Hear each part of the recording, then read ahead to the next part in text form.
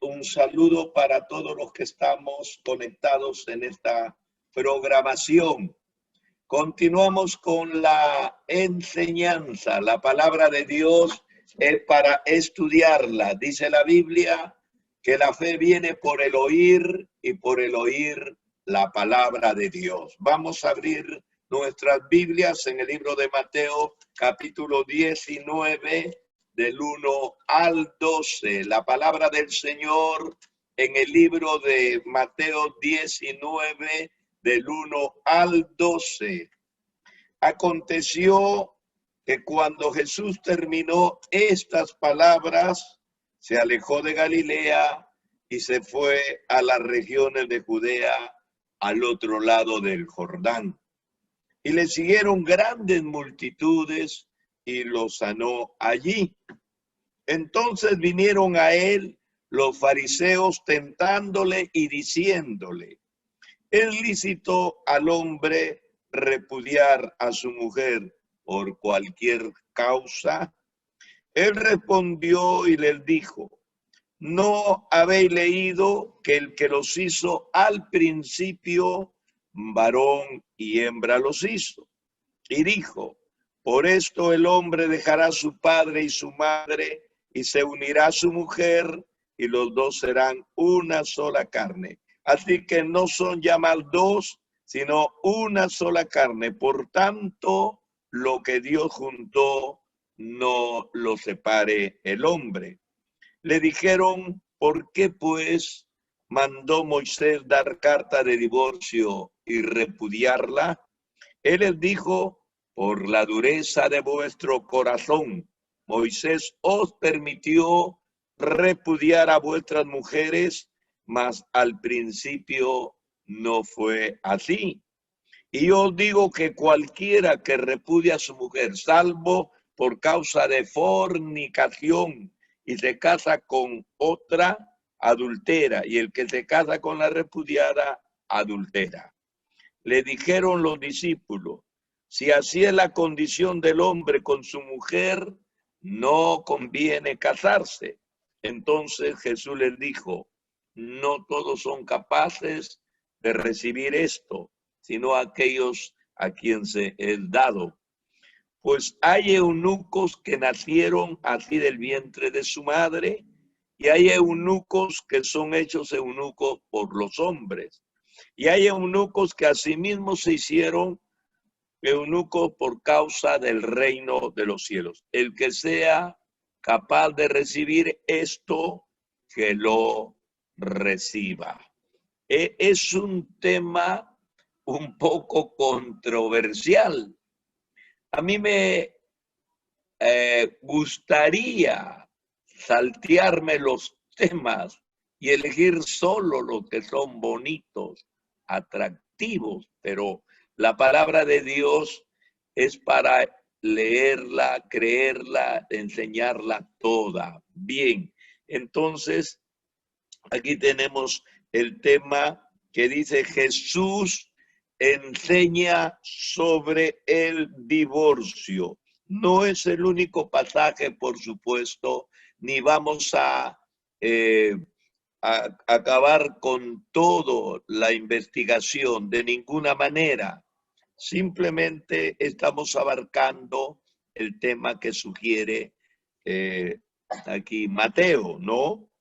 Bien, Mateo dice que el ministerio de Jesús en Galilea había llegado a su fin. Fue la provincia de Galilea de los gentiles donde Jesús estuvo más tiempo en su ministerio.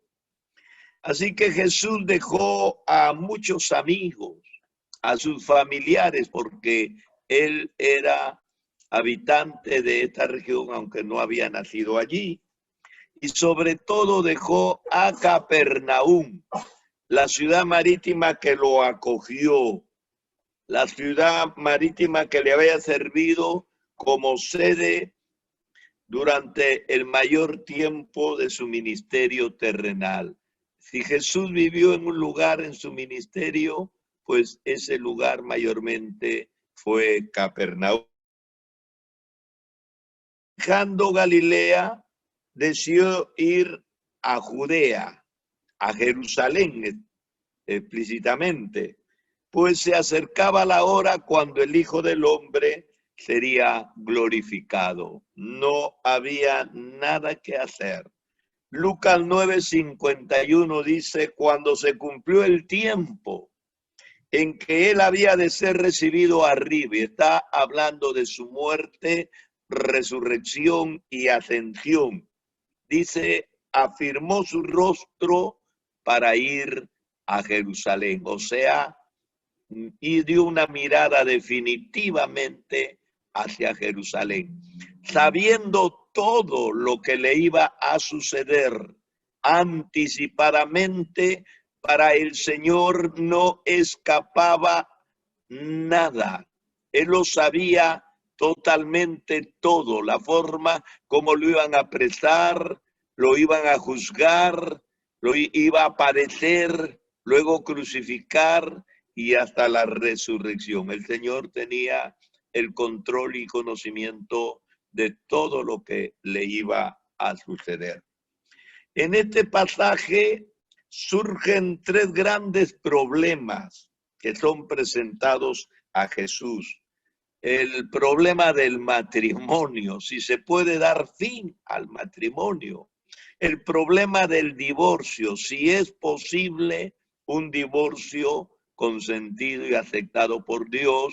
Y el tercer problema, el problema del celibato. Entonces, tres problemas presenta esta porción de Mateo. En esta sesión se divide naturalmente en tres preguntas y tres contestaciones que Jesús hace.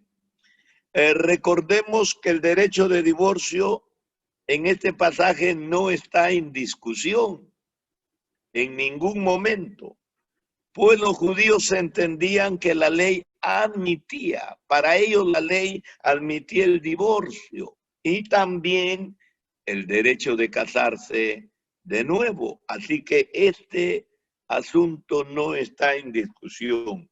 Lo único que estaba en juego en esta discusión era el motivo, el porqué, las causas que daba derecho al divorcio. Así que ellos no discutían si había o no divorcio, lo que ellos discutían cuáles eran las causas que podría avalar un divorcio para ellos. Bien, comenzamos pensando el matrimonio en la visión de Dios.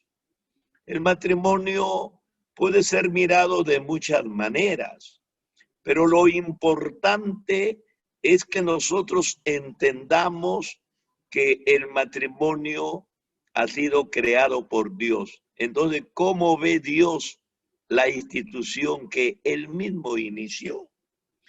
Dice la palabra de Dios, y dijo Dios, por esto el hombre, lo que hemos leído, y dijo Dios, por esto el hombre dejará padre y madre y se unirá a su mujer y los dos serán una sola carne. Esto es lo que el Señor determinó.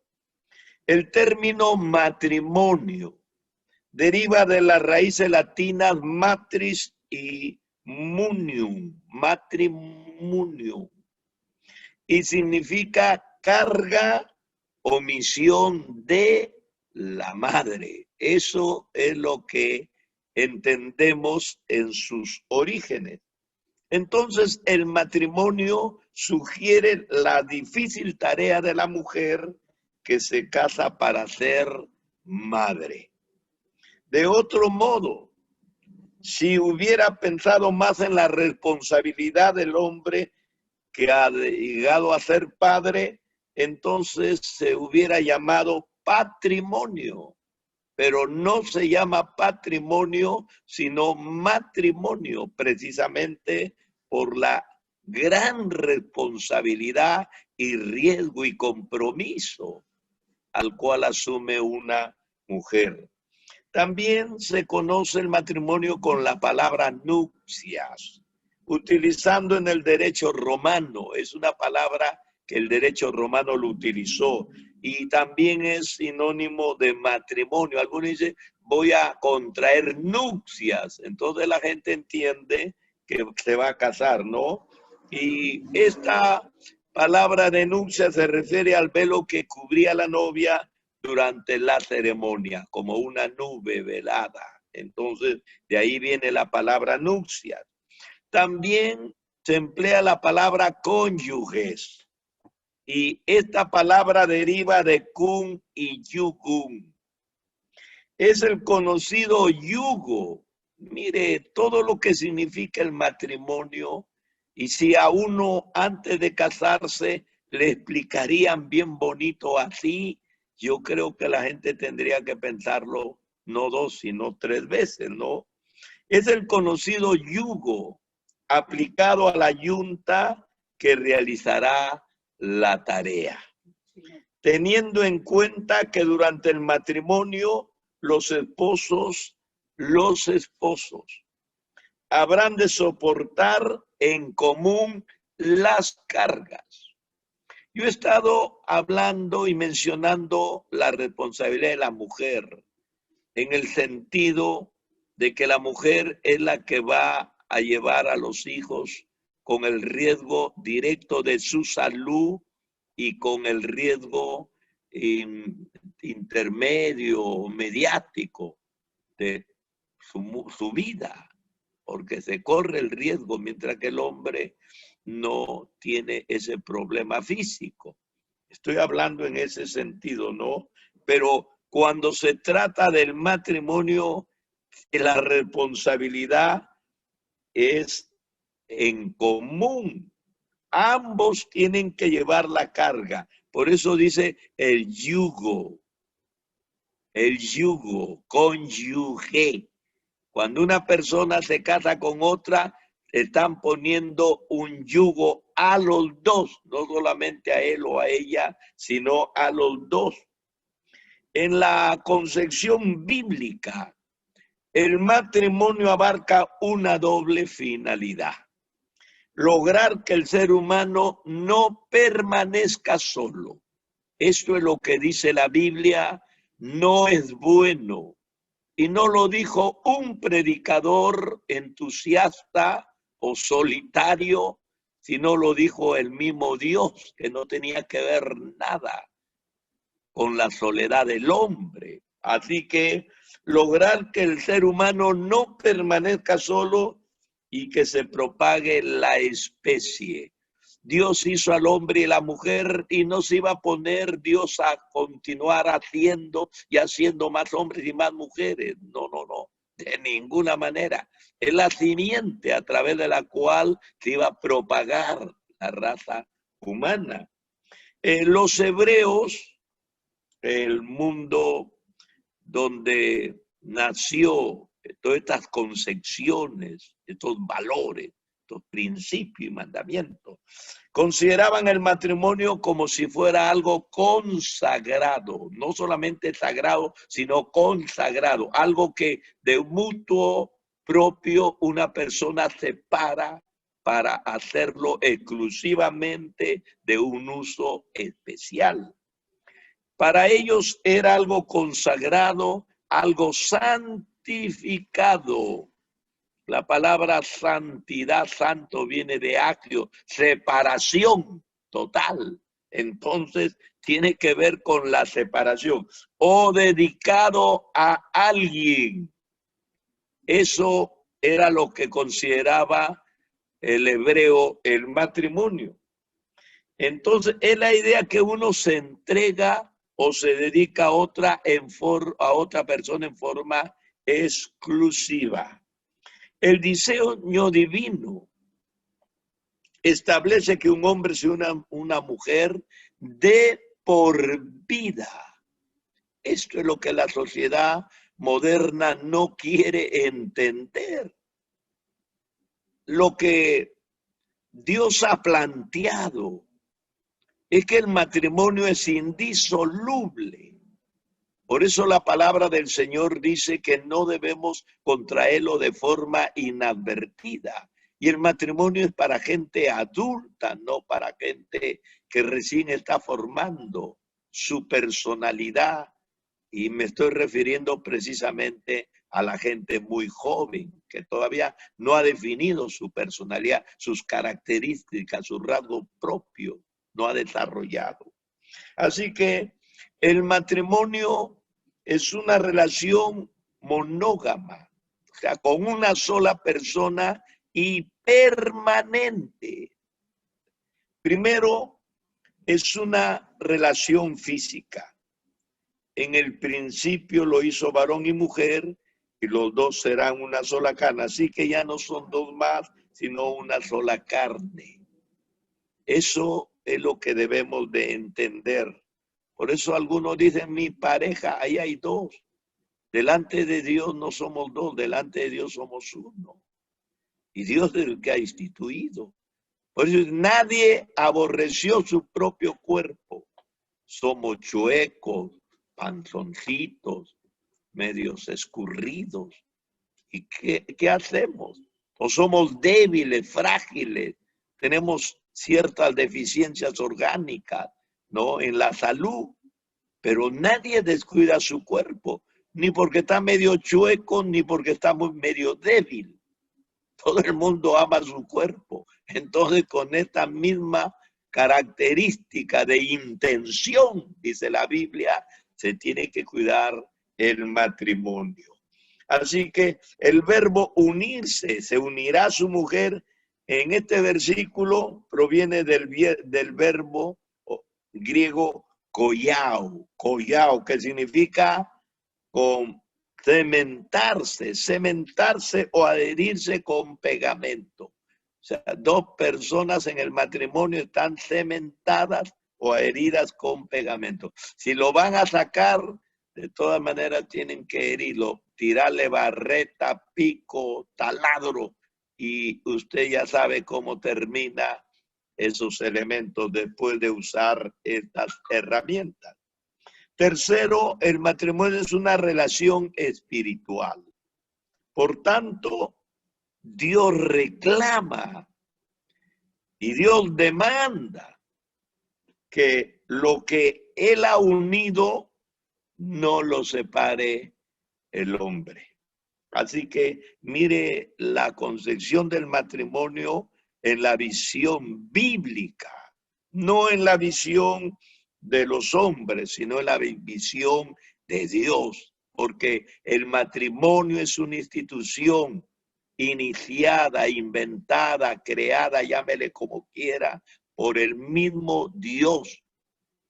Y siempre el matrimonio es de un hombre con una mujer, no de un hombre con otro hombre, ni de una mujer con otra mujer. Esas son bromas de alguna persona desquiciada que no tiene sentido de institucionalización, de leyes, en fin.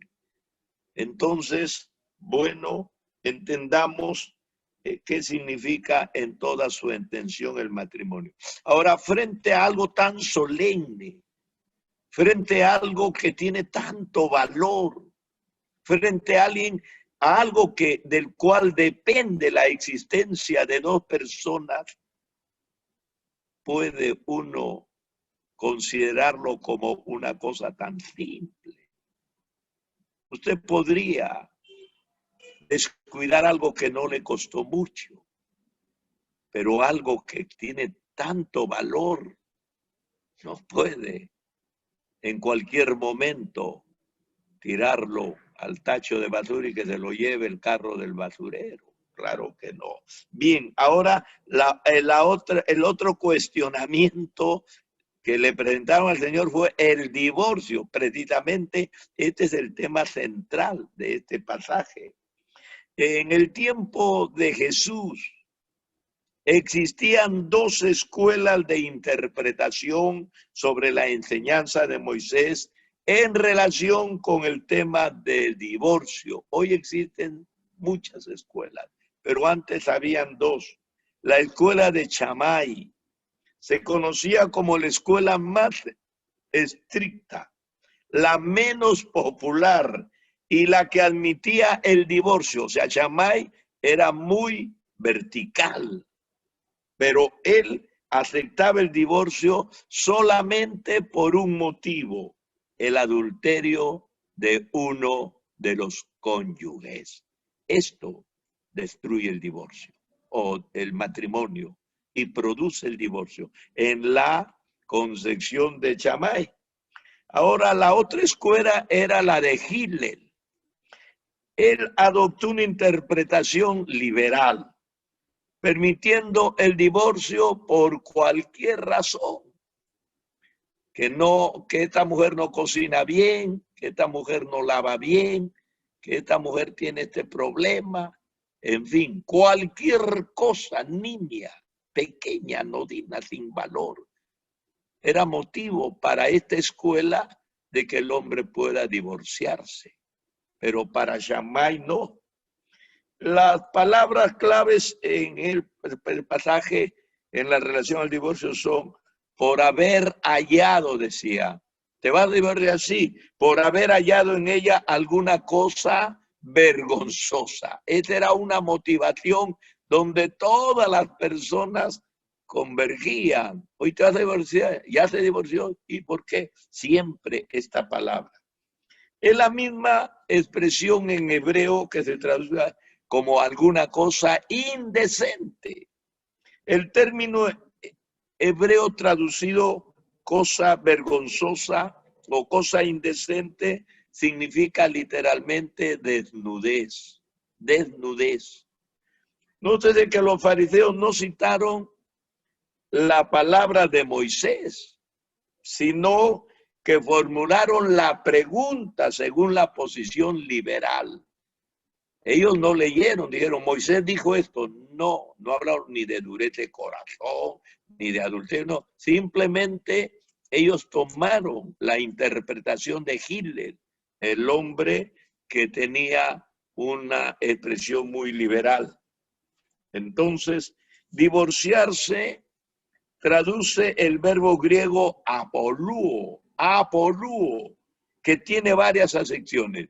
¿Qué significa? Para algunos, desatar, librar, despedir, repudiar. Todas esas palabras son palabras de destrucción, de enfrentamiento, de discusión, de pleito, ¿no? De terminar algo, de destrucción. Entonces, frente a esta situación social que no vivían algunos, sino la mayoría, ¿no? Se pretende saber si el divorcio es un remedio o un agravante. Al divorciarse, las personas están dando remedio a su problema o lo están agravando más. Esa era la cuestión. Históricamente se ha aceptado el divorcio ante hechos que demostraban la culpabilidad de uno de los cónyuges. Esto es la escuela de Shammai también. Era una especie de castigo para quien había quebrantado alguna de las normas enumeradas por la ley. Por ejemplo, el adulterio. Si uno de ellos adulteró, entonces la otra persona dice, me separo, como una especie de sanción o castigo. También el abandono. Me separo porque me abandonó. No. Otros dicen las injurias. Otros dicen los castigos corporales. ¿Cuántos hasta ahora personas que se van a la violencia? Y ahí tenemos el problema del feminicidio. Gente que se mata, se asesina. Y no solamente hombres a mujeres, sino se ha visto el caso de mujeres también a hombres. Así que la violencia no tiene género. Las legislaciones modernas ya no entienden el divorcio como castigo, sino como un remedio ante la insostenible situación que atraviesan determinados matrimonios. Entonces, la ley ampara cuando hay mucha violencia, mucho problema, mujeres castigadas, en fin. Entonces, ante esta situación que ya no se puede, ya no se quiere tampoco poner fin, entonces la sociedades modernas dicen, las legislaciones modernas esto debe terminar un divorcio o se van a matar. Así que el remedio al cual se alude tiene por objeto mirar hacia el futuro, que hacia el pasado. Sí se casaron en el pasado, pero en el futuro van a terminar mal.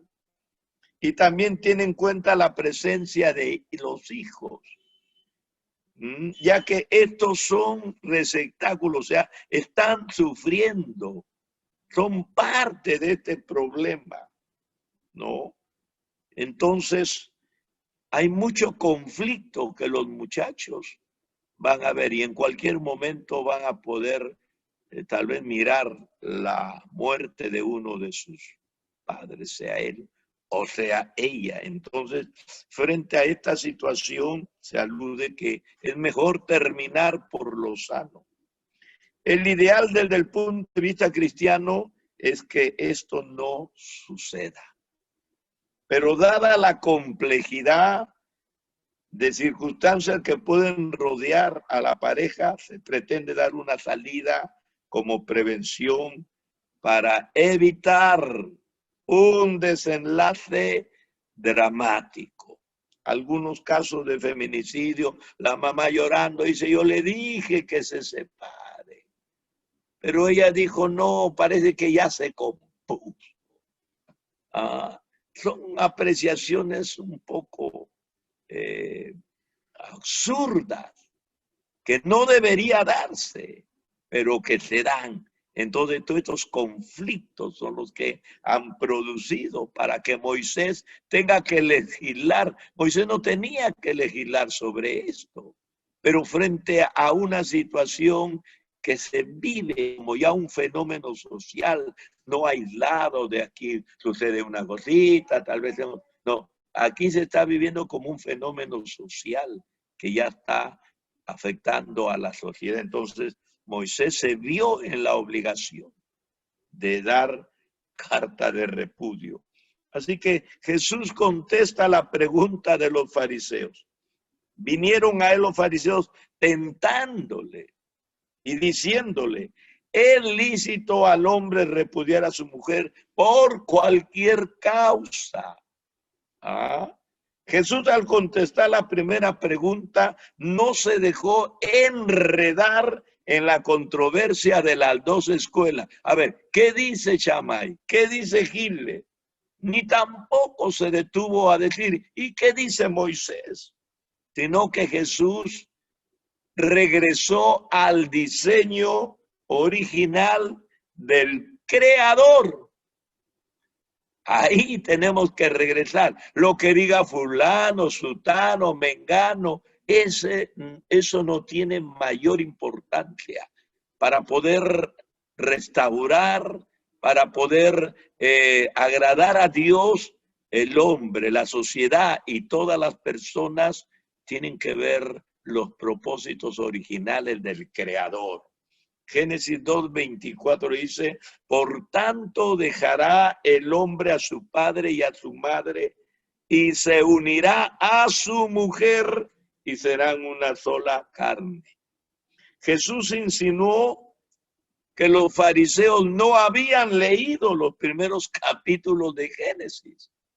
Y parece que la gente aún cristiana y los pastores aún cristianos, parece que no diéramos lectura a esos pasajes. Porque de otro modo los fariseos no habrían hecho estas preguntas. Y de otro modo el mismo cristianismo no insistiría en hacer estas preguntas. Le buscaríamos una solución un poco diferente. La segunda pregunta de los fariseos le dijeron, ¿por qué pues mandó Moisés dar carta de divorcio y repudiarla? Puesto que Jesús no mencionó la posibilidad de un divorcio en la primera contestación, los fariseos insisten con otra pregunta, insinuando que él estaba en conflicto con la enseñanza de Moisés. El aparente conflicto se resuelve cuando entendemos que Jesús pronunció el ideal de Dios. Él fue al ideal de Dios en cuanto al matrimonio. mientras que Moisés encaró la realidad y práctica que vivía el pueblo. Dice la palabra del Señor que Moisés dio carta, permitió por la dureza del corazón de los hombres, que dejaban de alcanzar el ideal de Dios. ¿Qué hacer en tales casos entonces? ¿Es práctico lo que está haciendo Moisés? Pues Moisés, bajo inspiración divina, buscó el camino más justo para ambos cónyuges cuando se producía el divorcio. Moisés permitió el divorcio, pero no lo mandó ni siquiera en casos de adulterio. ¿Por qué Moisés permitió? Mire, en aquel entonces había una ley permisiva.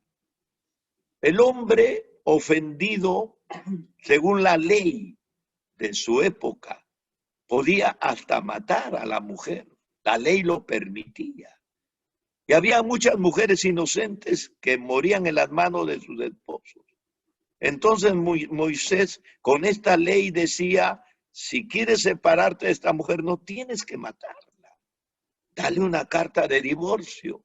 De esa manera, Moisés libró a muchas mujeres de morir para evitar que las cosas lleguen a un final desastroso. Entonces mejor dale carta de divorcio. Esto es lo que sucede con un feminicida que tiene un intento o tal vez dos intentos. ¿Qué se puede esperar de un hombre así? ¿Qué puede esperar la familia de la señora? Que en cualquier momento asesinen a esta persona. Entonces, la ley misma tiene que verse obligada a una liberación para preservar la vida. Entonces, ahora lo entiendo yo a Moisés, pero no es que Moisés esté legislando porque le agrada o porque está de acuerdo, no, de ninguna manera. El perdón y la restitución siempre será una buena opción. En cambio, el hombre decidía divorciarse, entonces mandó Moisés que se le diera carta de divorcio, que se le diera un certificado. Cosa que si el hombre insistía en la violencia, la mujer con su certificado podía hacerlo detener y hasta enjuiciarlo. Ese hombre ya no tiene nada que ver conmigo y él insiste en maltratarme, en pegarme. Yo tengo mi carta, yo no tengo nada que ver con esa persona.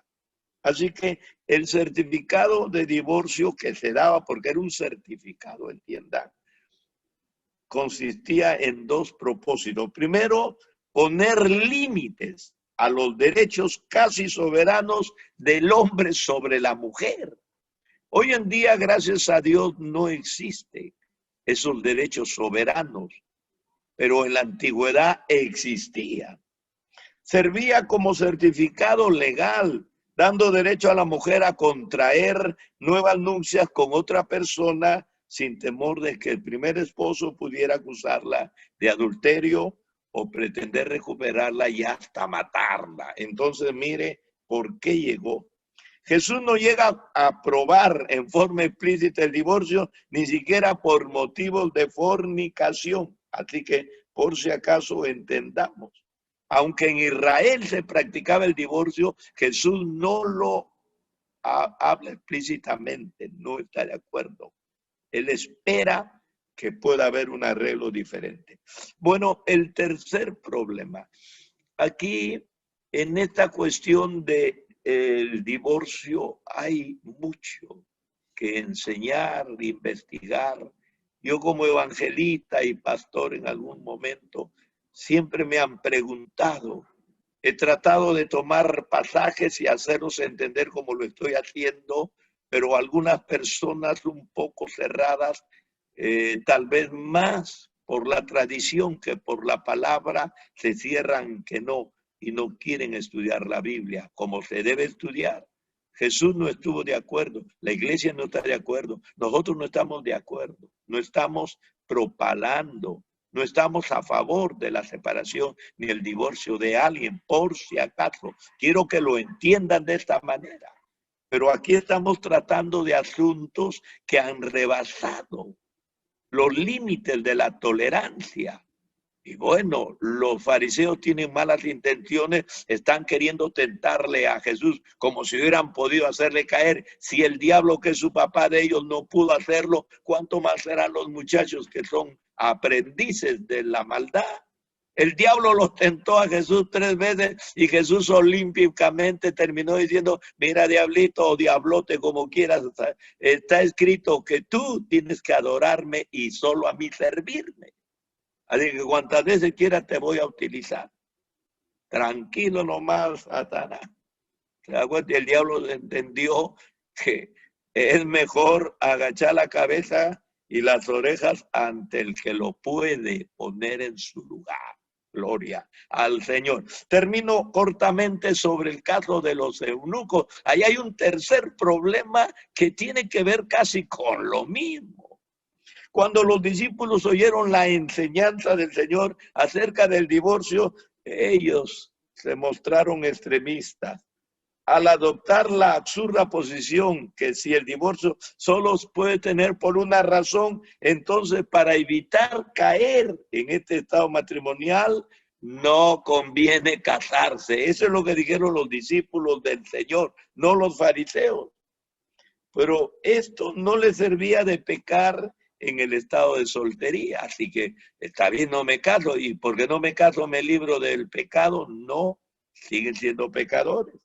De modo que el Señor les recordó que la capacidad de permanecer célibes o solteros no era la norma general. Así que no se puede buscar eso. Solo aquellos que se les dé la gracia especial podrían dejar a un lado el matrimonio. Bien, ¿qué explica el Señor? Que hay 3 tipos de personas célibes o solteras. La primera dice, algunos hombres son eunucos porque nacieron sin la capacidad de reproducirse. Otros porque fueron castrados por los hombres. Los gobernantes orientales a menudo castraban a los criados del harén para hacerlos eunucos. Y otros, dice, se hicieron eunucos a sí mismos por causa del reino de los cielos. Estos hombres podrían haberse casado y no tienen ningún problema físico. Pero su dedicación al Señor, quieren dedicarse íntegramente a Él, entonces evitó que se casaran. Pablo dice, quisiera pues que estuviesen sin congoja, que no tengan problemas. El soltero tiene cuidado de las cosas del Señor, de cómo agradar al Señor. Y el casado de las cosas del mundo, de cómo agradar a su esposa. Pero Pablo dice, el que no se casa, no peca. Y el que se casa, tampoco peca. Yo quisiera hacer que ustedes sean como yo, pero todos, cada uno tiene su don. Así que Pablo termina diciendo, es mejor que te cases que te estés quemando.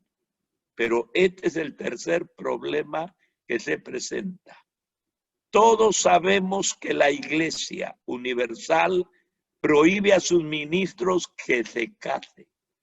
Y la palabra del Señor dice que una cosa es que alguien diga no me caso porque quiero servirle al Señor, no porque una fuerza coercitiva, impuesta, una autoridad impone este principio. No, la persona de mutuo propio puede decidir no hacerlo. Porque la Biblia dice que cuando alguien prohíbe casarse a alguien, eso es doctrina de demonio. Y nosotros entendemos que en la Iglesia Universal hay una prohibición y todo el mundo lo sabe.